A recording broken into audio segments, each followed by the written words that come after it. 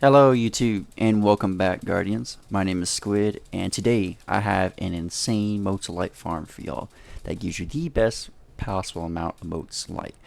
Now, I know this game has been out for 10 years, but if you watched my previous video, which will be in the top right corner of the screen, I did say my plans for coming back were to continue making my Destiny videos to show the world how amazing of a game it truly is.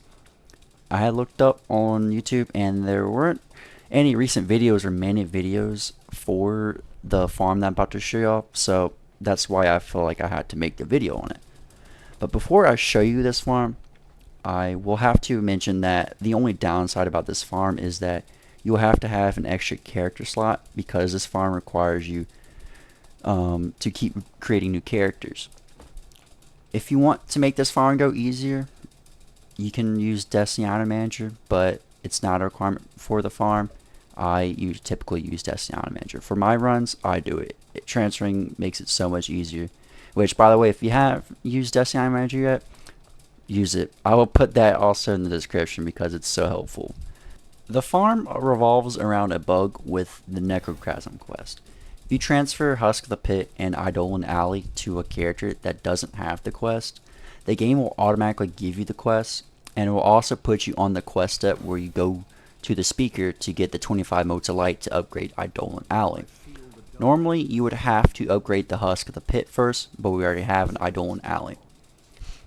Alright, with that out the way, the first step is to grind out 2 Husks of the Pits if you don't already have both weapons. I find that the best way to grind the Husk of the Pit is by loading into the mission, the Shrine of Oryx on the Moon. You run to the end until you get to the ogre that spawns before the boss room. Once you're there, just kill the ogre and jump off the map. This took me less than 30 minutes to get 2 Husks of the Pits, so it shouldn't take long, but then again, it's still RNG, say about probably 45 minutes. But after that, it's time to upgrade one of the 2 Husks that we got. You either do this by killing Thrall, ogres, or wizards. You can see by inspecting and going over to the perk that it has, it'll tell you. For Thrall, I would recommend the Siege of the Warmind mission. That mission I use for a lot of my farming. Anything and everything I do usually involves the Siege of the Warmind mission. But once you're on that mission, go to the hallway right before the boss room. There's so much Thrall that loads into that area for the mission, and it makes the leveling super quick. I recommend not to kill the Yellow Bard Knight because the waves of Thrall that spawn next to him when you stop spawning, if you kill him before. So just kill all the Thrall, and if you want to kill the Yellow Bard Knight, just let the Thrall go away. But yeah, just don't kill the Yellow Bard Knight pretty much. For ogres, it's super simple. Just load back into the Shrine of Oryx mission and farm the ogre from before. But for wizards, it can take a long time. I had to do the wizards on the account that I was doing, but I find it's best to load into the Dreadnought Patrol and go to the Court of Oryx and the Hall of Souls. There's initially 3 wizards they can kill in that area. One in the middle, on the left, and then one on the right.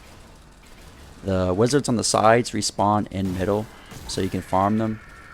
But however, they do spawn fairly quick. But essentially, kill all 3 wizards, and then just sit in the middle to camp the spawn room for the wizards that spawn for the sides. You can get both of the side wizards to come out at the same time, but you'd have to Titan skate because you have to kill them quickly. So I recommend just focusing on one of the wizards. But if you can get both of them out at the same time, it makes the run go by pretty quick. Once you've finally gotten a Husk of the Pit and an Eidolon Alley, it's time to finally start the moat farming.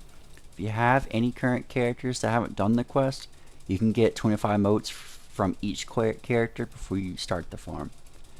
Once you're ready, go ahead and load up a new character. I would recommend going as a Titan every time because you get a shotgun as your special, and it only takes 2 shots to kill the captains. The Hunter, if you're ever wondering, the Hunter grabs the sniper rifle, and then the Warlock grabs the fusion rifle. But while loading into the game, you can transfer the weapons through Destiny Item Manager to make it easier and faster to farm, but it isn't required. Run through the end of the mission, then wait to load into the tower. It'll take a little while to load in the tower, But once you finally load it in, if you haven't already, go to your vault and transfer the weapons and go talk to the speaker. Grab the 25 motes of light and put the weapons back in and put the motes in there, and just go off the screen and delete the character. That is pretty much the run, and it actually gives you insane numbers once you start. I did my runs and I ran them. For me, the average time for each run was about 6 minutes and 30 seconds. And you get 25 motes per character, so the farm usually gives you about 200 to 250 motes of light an hour, which is a lot. In an hour, actually in 30 minutes, you can level up in a faction. Just motes, because it takes 100 motes. That's it. 4 runs of this and you can level up 1 faction free. That's insane, right? Well, I hope you've enjoyed watching this video, and I hope that this video reaches out to everyone, because I want to show how much Destiny 1 has changed and evolved in the 10 years of it being out. If you want to stick around for more videos, feel free to subscribe. I have other videos that you can check out. If you have any video ideas that you want me to do, you can comment them down below. If I like your idea, you will be given a shout out, but you will also be in the video too. The next video that I am working on is a comprehensive guide on how to farm and down patching. And this is part of the down patching too. I use this farm to farm for down patching, all that stuff. But until then, eyes up, Guardian.